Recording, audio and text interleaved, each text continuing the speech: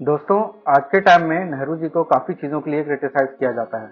वो हमारे देश के पहले प्राइम मिनिस्टर भी थे। अंग्रेज़ों से आज़ादी मिलने के बाद नेहरू जी के हाथों में एक बहुत बड़ी रिस्पॉन्सिबिलिटी थी। उन्होंने सदियों से चली आ रही परंपरा जमींदारी सिस्टम को अबॉलिश किया।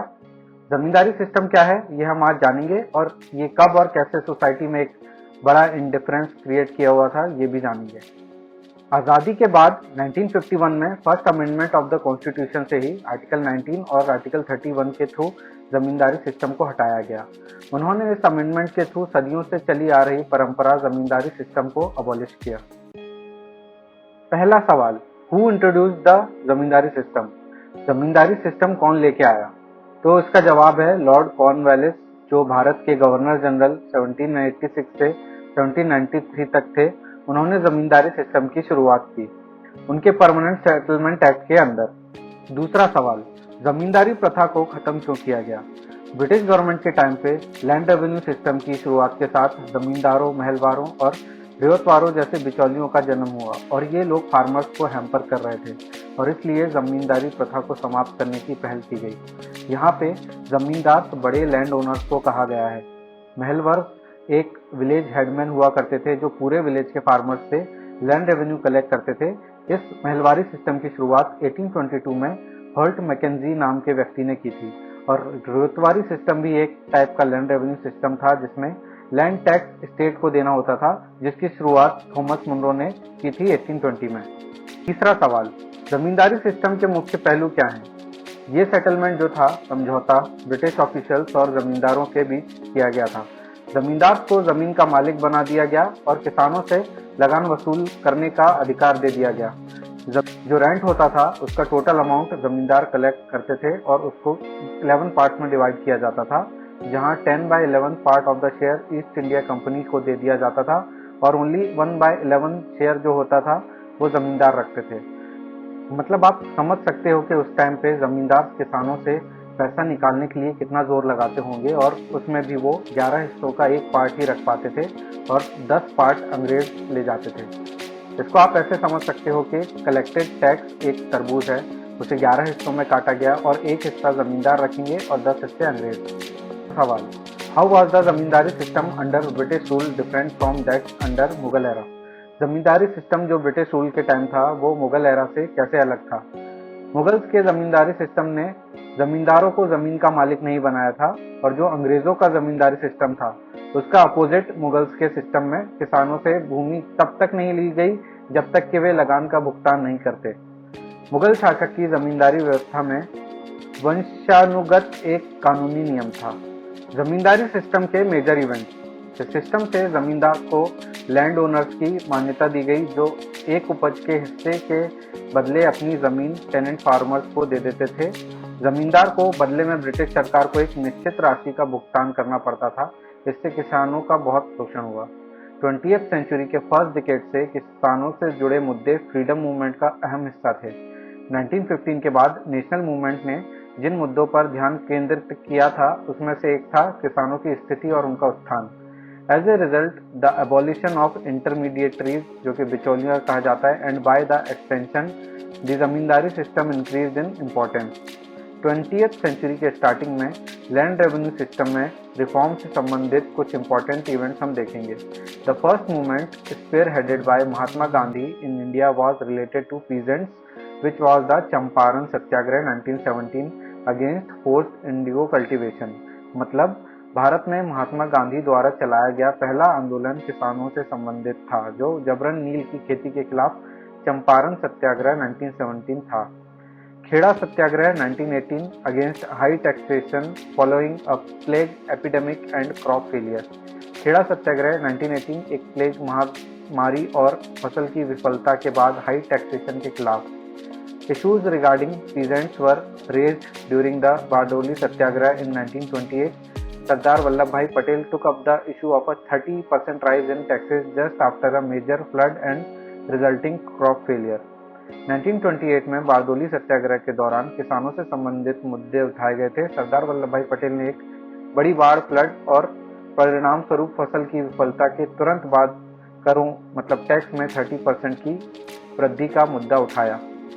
Apart from Gandhian movement, we also find various peasant organizations who were independently fighting for the rights of peasants of the middle and lower level. One such movement was the Awadh Kisan Sabha, led by Madari Pasi in the erstwhile United Provinces, present day Uttar Pradesh. मतलब गांधी जी के आंदोलनों के अलावा हमें काफी सारे किसान संगठन भी मिलते हैं जो इंडिपेंडेंटली फाइट कर रहे थे मिडिल और लोअर के किसानों के अधिकारों के लिए। ऐसा ही एक मूवमेंट रहा अवध किसान सभा, present day Uttar Pradesh, led by मदारी पासी। इसके अलावा एग्रीकल्चर और किसानों से संबंधित मुद्दों को 1931 के कराची सेशन में इंडियन नेशनल कांग्रेस द्वारा फंडामेंटल राइट्स और इकोनॉमिक प्रोग्राम की लिस्ट में शामिल किया गया था। 1936 में फैजपुर अग्रेरियन प्रोग्राम के दौरान आईएनसी 1935 के कराची अधिवेशन में की गई मांगों की पुनरावृत्ति रीट्रेशन की गई थी। यहाँ आता है एक बहुत इंपॉर्टेंट स्टेप जो कि यूपीएससी में भी पूछा गया। A resolution for the abolition of the zamindari system was passed by the Kisan Conference held in Allahabad in 1935, presided by Sardar Patel Bihar Kisan Sabha by Swami Sahajanand Saraswati and Andhra Riyad Association by N.G. Ranga. These are some of the important steps taken towards the abolition of zamindari during the early phase of the freedom movement. मतलब जमींदारी प्रथा के समाप्त करने का प्रस्ताव 1935 में इलाहाबाद में आयोजित किसान सम्मेलन द्वारा पारित किया गया था, जिसकी अध्यक्षता सरदार पटेल बिहार किसान सभा ने स्वामी सहजानंद सरस्वती और आंध्र रियाद एसोसिएशन के रंगा ने की थी। फ्रीडम मूवमेंट के स्टार्टिंग फेज के दौरान अबोलिशन ऑफ जमींदारी सिस्टम की दिशा में उठाए गए कुछ महत्वपूर्ण कदम ये थे। ऑल इंडिया किसान सभा, All India Kisan Sabha AIKS welcomed the 4 farm legislations passed by the Punjab Assembly and urged all other states to follow the model. All India Kisan Sabha was formed with Sahajanand as its first president in 1936 at the Lucknow session of the Congress. All India Kisan Sabha is also known as Akhil Bharatiya Kisan Sabha. The secretary of this association was N.G. Ranga. The motives of the All India Kisan Sabha were to abolish the zamindari system, to reduce land revenue, to institutionalize credit। मतलब अखिल भारतीय किसान सभा AIKS ने पंजाब विधानसभा द्वारा पारित 4 कृषि कानून का स्वागत किया और अन्य सभी राज्यों से मॉडल पालन करने का आग्रह किया। 1936 में कांग्रेस के लखनऊ अधिवेशन में अखिल भारतीय किसान सभा का गठन सहजानंद के पहले अध्यक्ष के तौर पर किया गया। सभा को अखिल भारतीय किसान सभा के नाम से भी जाना जाता है। इस संघ के सचिव N.G. रंगा थे। अखिल भारतीय किसान सभा के उद्देश्य थे जमींदारी प्रथा को समाप्त करने के लिए, भू राजस्व को कम करने के लिए क्रेडिट को संस्थागत बनाना।